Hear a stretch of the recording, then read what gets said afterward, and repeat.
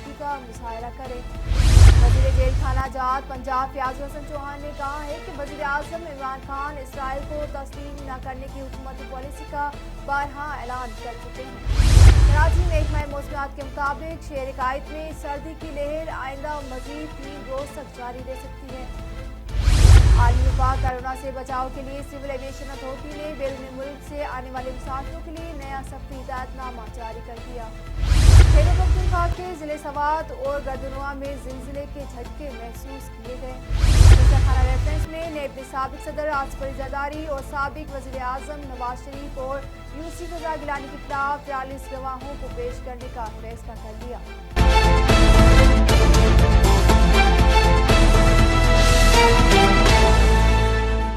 Headlines आपके जानी नाज़रीन मज़ीद खबरें भी शामिल करेंगे, मगर शॉर्ट ब्रेक के बाद हमारे साथ रहें।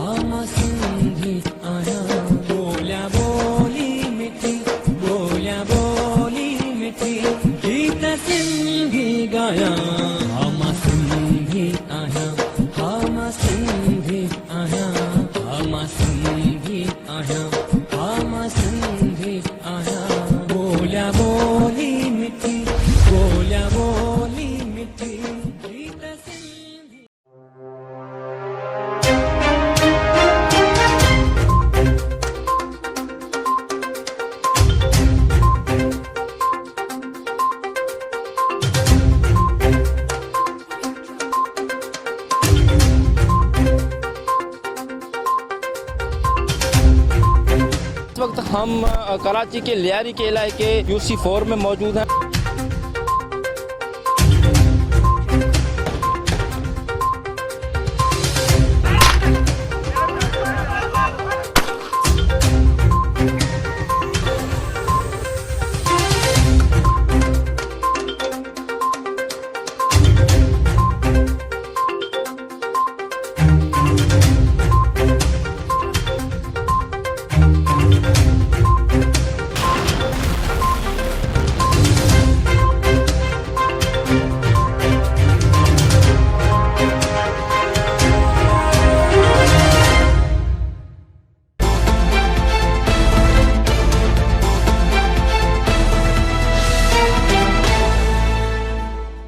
वेलकम बैक नाज़रीन। मौसम के हवाले से आपको खबर दें, आपको बताएं कि महकमा मौसमियात के मुताबिक शहर कायद में सर्दी की लहर आइंदा मजीद 3 रोज तक जारी रह सकती है।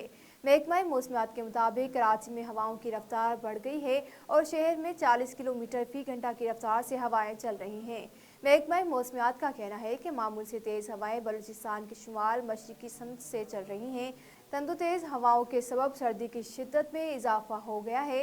महकमा मौसमियात के मुताबिक मगरिबी सिलसिले के ख़त्म होने के बाइस पैदा होने वाली सर्दी की लहर आइंदा मजीद 3 रोज़ तक जारी रह सकती है, जबकि आज रात का दर्ज हरारत गिरने और सर्दी की शिद्दत में इजाफे का इम्कान है।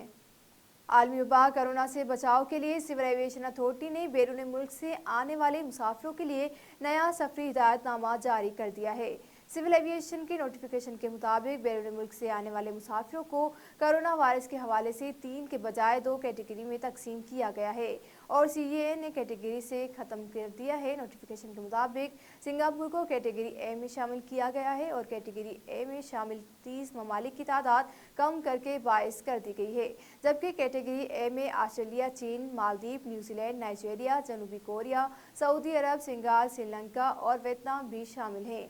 कैटेगरी A में शामिल ममालिक से आने वाले मुसाफिरों को कोरोना टेस्ट से इस्तिस्ना हासिल होगा और कैटेगरी B में शामिल ममालिक से आने वाले मुसाफिरों को कोरोना टेस्ट करवाना लाजमी होगा, जबकि कैटेगरी B में आने वाले ममालिक से मुसाफिरों को सफ़र से कबल 96 घंटे के अंदर कोरोना टेस्ट करवाना लाजमी होगा।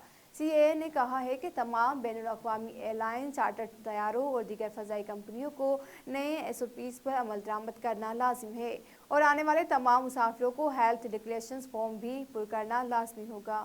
दूसरी जानिब खैबर पख्तूनख्वा के ज़िले सवात और गर्दनुआ में ज़िलज़िले के झटके महसूस किए गए हैं, जिलजिला पेमा मरकज़ के मुताबिक 8 नंबर रेक्टर स्केल पर जिलजिले की शिद्दत 4.5 की गई है, जबकि जिलजिले की गहराई 40 किलोमीटर थी। जिलजिले का मरकज़ पाक अफगान सरहदी इलाका था। जिलजिले की वजह से लोग अपने घरों से कलमा तैयबा का वर्द करते हुए बाहर निकल आए। तोशाखाना रेफरेंस में नेब ने साबिक सदर आसिफ अली जरदारी और साबिक वज़ीर-ए-आज़म नवाज शरीफ और यूसुफ रज़ा गिलानी के खिलाफ 40 गवाहों को पेश करने का फैसला किया है। एहतसाब अदालत इस्लामाबाद के जज असगर अली ने तोशाखाना रेफरेंस की समाअत की। नेब ने तोशाखाना रेफरेंस में आसिफ जरदारी, यूसुफ रज़ा गिलानी और नवाज शरीफ के खिलाफ 43 गवाहान पेश करने का फैसला किया है। साबिक वज़ीर-ए-आज़म यूसुफ रज़ा गिलानी की पर्सनल सेक्रेटरी नरगिस सेठी भी नेब के गवाहान में शामिल है। आसिफ जरदारी के खिलाफ जाली अकाउंट समेत 4 मुकदमात में कुल गवाहान की तादाद 205 हो गई है।